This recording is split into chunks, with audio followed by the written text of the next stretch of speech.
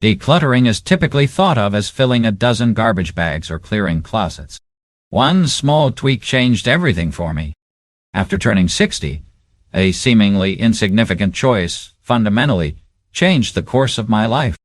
In actuality, clutter does not appear all at once.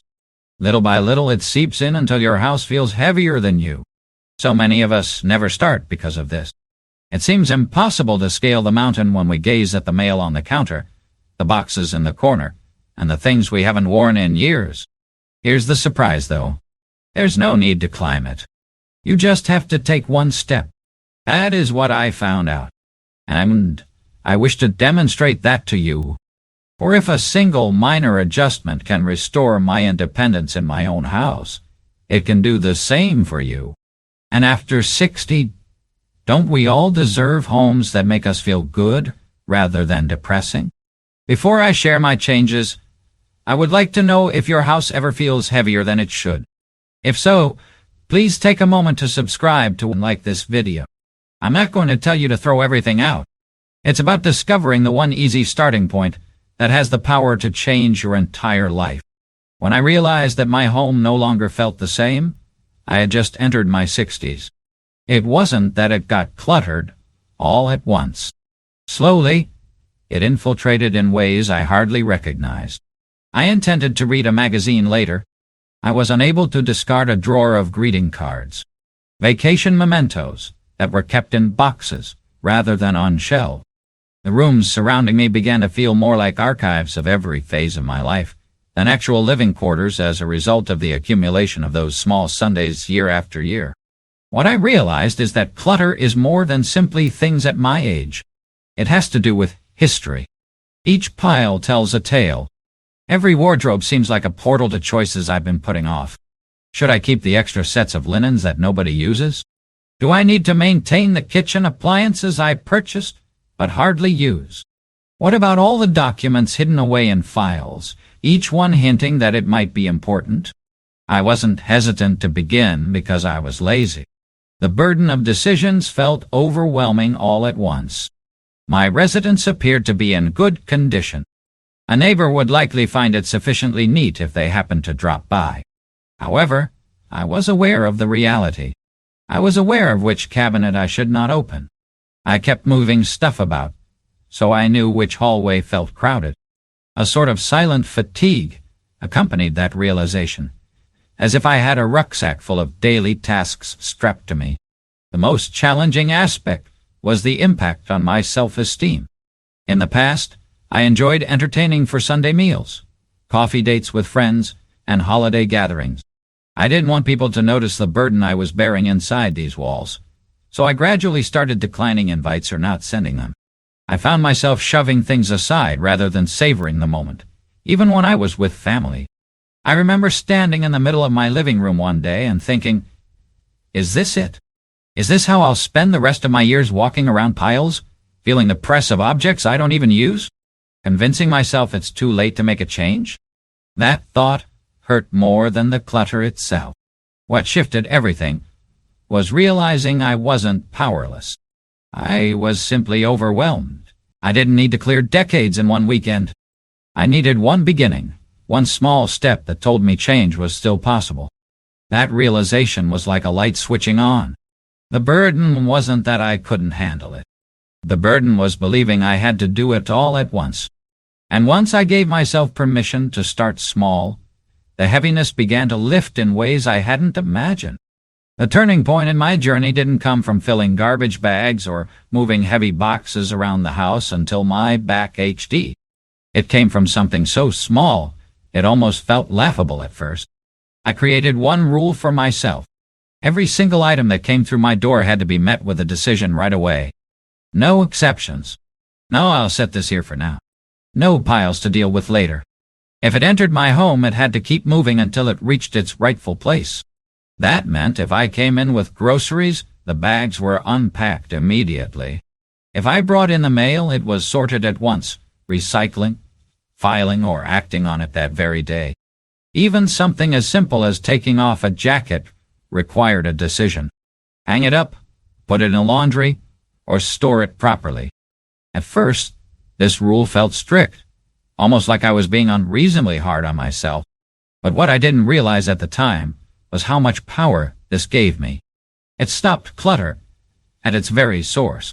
Things no longer had the chance to linger, to spread, or to silently multiply when I wasn't paying attention. Within just a few days, the difference was startling. I noticed that surfaces stayed clear without me even trying. Rooms felt easier to move through. Most of all, I felt a shift in myself. For years, my default had been postponement, telling myself I would get to things later. Later never seemed to come. And that habit of delay was exactly what had built the piles in the first place. By forcing myself to decide in the moment, I wasn't just tidying. I was breaking the pattern that had weighed me down for decades. What surprised me most was how freeing this one fix felt. It wasn't about perfection, and it certainly wasn't about throwing everything away. It was about becoming deliberate in the tiniest ways. And those tiny ways built trust with myself again. For the first time in years, I had proof that I could stay ahead of clutter instead of always chasing it. That one habit reminded me that I was still capable of creating order, of being the gatekeeper of my own home. This rule didn't just keep objects moving. It kept me moving, too. It reminded me that change doesn't require massive effort all at once. Sometimes it's one small but consistent action that turns the tide. And once I felt that shift, I knew I had the foundation I needed to finally move forward with confidence. The change started with one small fix, but what happened next felt almost like a quiet revolution in my daily life. I didn't expect it, but that single shift sparked a ripple that carried into places I hadn't even connected to clutter before. What I noticed first was how my mornings changed. Instead of walking into the kitchen and being met with scattered distractions that demanded decisions before I'd even had my coffee, I walked into calm. That calm set the tone for the day. I brewed my coffee in peace. I had space to actually sit with a crossword or my Bible for a few minutes, and I found myself easing into the morning instead of rushing through it. One clear space gave me a rhythm that was gentler, and suddenly I wasn't starting the day already tired. From there, my meals became different too. Before, I often leaned on convenience. Microwaving something, eating standing up, or picking at snacks, because preparing food felt like a hassle in a messy environment. But once the space felt open, I started enjoying cooking again. I had counters to work on. I wasn't moving things out of the way just to slice an apple. And that freedom made me want to prepare healthier meals. I wasn't just feeding myself. I was nourishing myself in a way I hadn't in years. For seniors, that small change makes a huge difference. Eating real meals isn't only about nutrition. It's about dignity and self-care, about reminding yourself you're still worth that effort. Another surprise was music.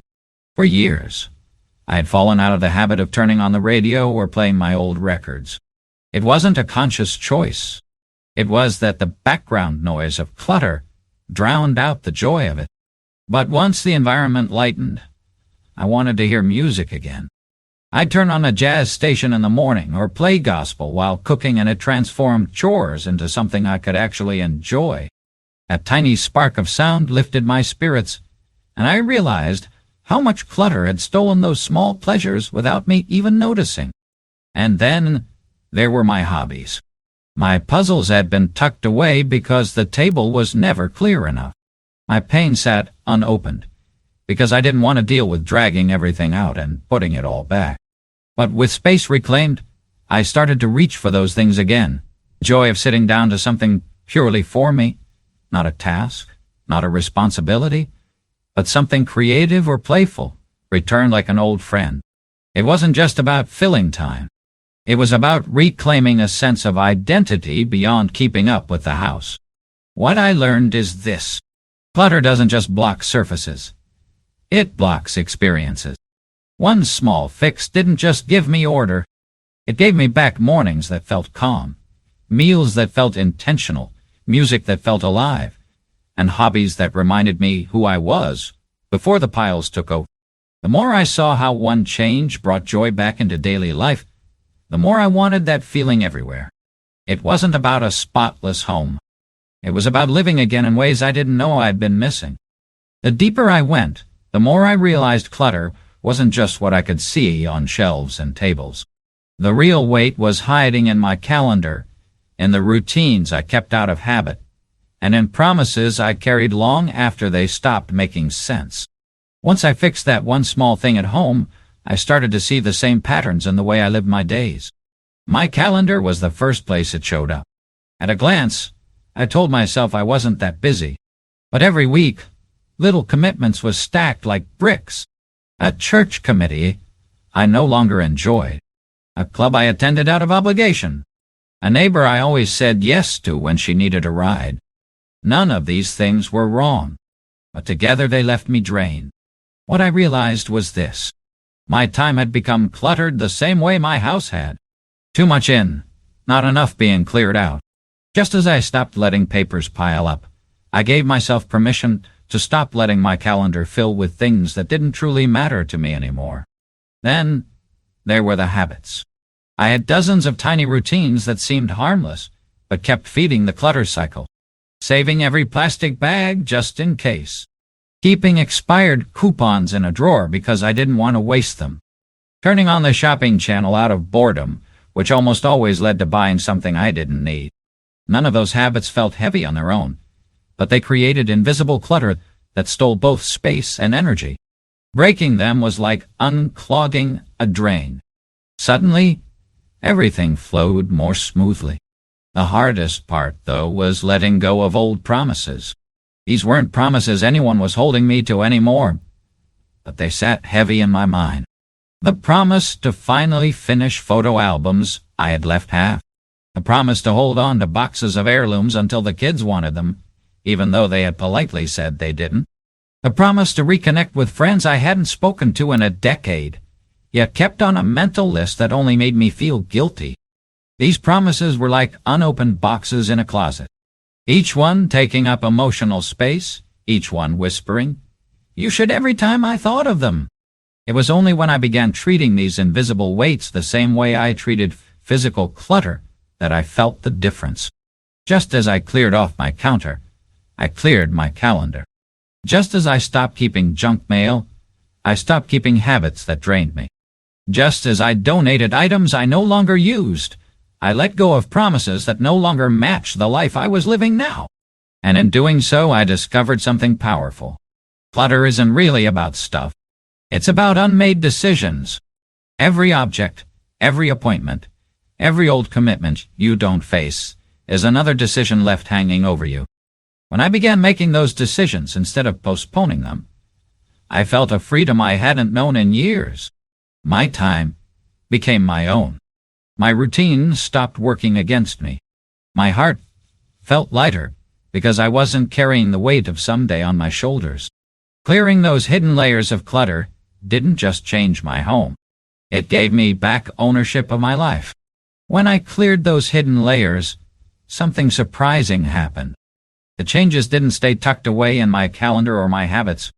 They spilled right back into my physical world, setting off a cascade of improvements that made my everyday life easier and safer, in ways I hadn't expected.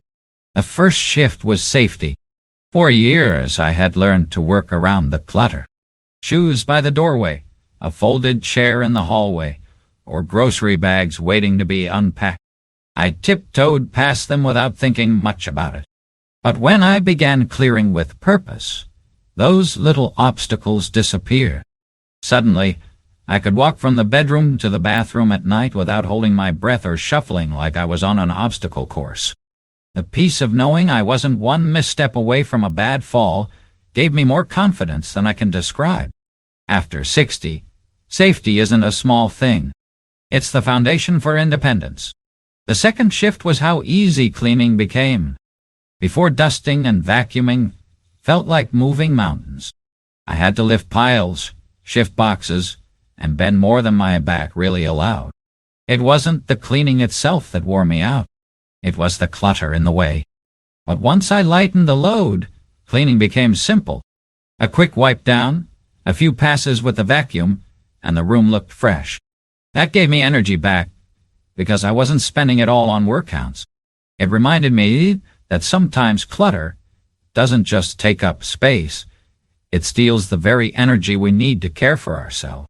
The third shift touched my budget. With less clutter, I stopped wasting money on duplicates. I can't tell you how many times I used to buy tape, light bulbs, or another bottle of cleaning spray because I couldn't find the one I already had. Clearing things out meant I knew what I owned and where it was. I wasn't buying replacements out of frustration. That small change saved me money each month, which I could put toward things that added joy, like treating the grandkids or planning a small trip. And then came the shift in independence. When my home felt lighter, I didn't need to call on my daughter to help me move heavy boxes just to get to something I needed. I didn't avoid chores because I knew they'd leave me too tired to do anything else. I could handle my own space again, and that sense of capability was priceless. Independence isn't only about living alone or paying your bills. It's about feeling strong enough to manage your own home without fear or frustration.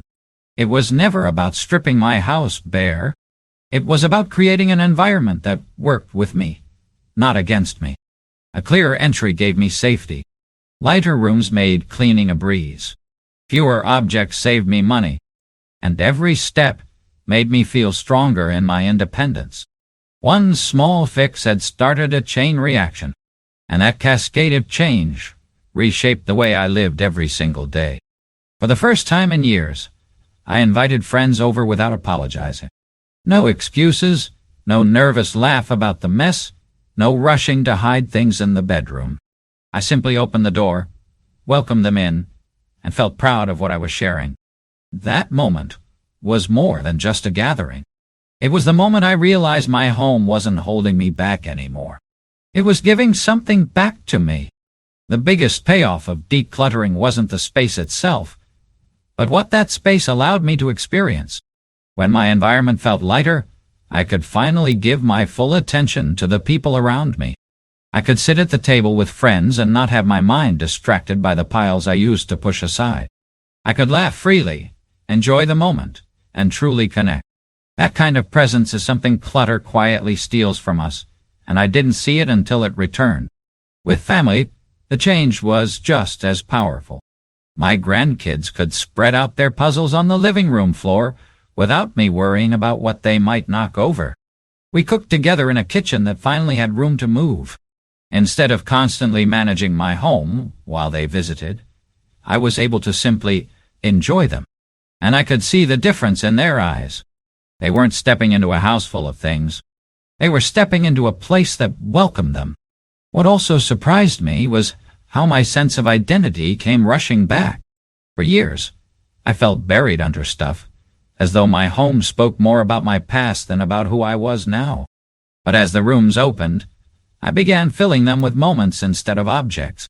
Music played more often. Hobbies came back out. Laughter echoed in the spaces that once felt heavy. My home wasn't a museum of everything I'd held on to. It became a living reflection of who I am today. And maybe the most precious payoff of all was the sense of belonging. When I walked into gatherings at church or welcomed neighbors inside, I no longer carried the quiet shame of, if only they knew what my house looked like. That weight lifted, and in its place came pride, not in perfection, but in authenticity. My home was ready to be shared, and that made me feel connected again, part of something larger than myself. The personal payoff wasn't measured in empty shelves or tidy closets. It was measured in laughter around the table, in freedom to host without fear, in time with loved ones that wasn't clouded by distraction. It was the feeling of stepping fully into life again. My home felt like mine, and because of that, I felt like me again. If I could change my whole life by fixing one small habit, you can too. I know how impossible it feels when you look around and see clutter that seems to touch every corner of your home. It feels like starting would take more energy than you have, and finishing feels like a mountain you can't climb. That's exactly how I felt. But here's the truth. No, you don't need to conquer it all. You just need to begin with one thing that's been quietly bothering you. One habit, one corner, one change that tells your brain, I am in control again. That's the real secret. When you give yourself proof that you can manage one thing, you create momentum without forcing it. You don't need the perfect day or a whole weekend set aside. You don't need new storage bins or expensive systems. What you need is the courage to take one action to fix one habit that no longer serves you. Maybe for you it's the stack of papers on the end table. Maybe it's the shoes by the doorway that you always trip over. Maybe it's the box in the closet you've been avoiding for 10 years. Whatever it is, when you face that one thing, the rest begins to fall into place almost on its own. Your home should protect you, not weigh you down. It should be a place where you can breathe easily, move safely, and welcome people in without fear or shame. And I promise you, all it takes to start moving toward that freedom is one small fix. Not perfection, not a full house purge, just one choice that breaks the cycle of letting things pile up. So, if you've been waiting for the right moment, let this be it. You don't need to do everything. You just need to do something. And when you do, you'll feel the same spark I did. The arc that changes not just your home, but the way you live inside it. If this gave you hope, hit like, share it with a friend over 60, and subscribe because your next chapter deserves to feel lighter, freer, and beautifully yours.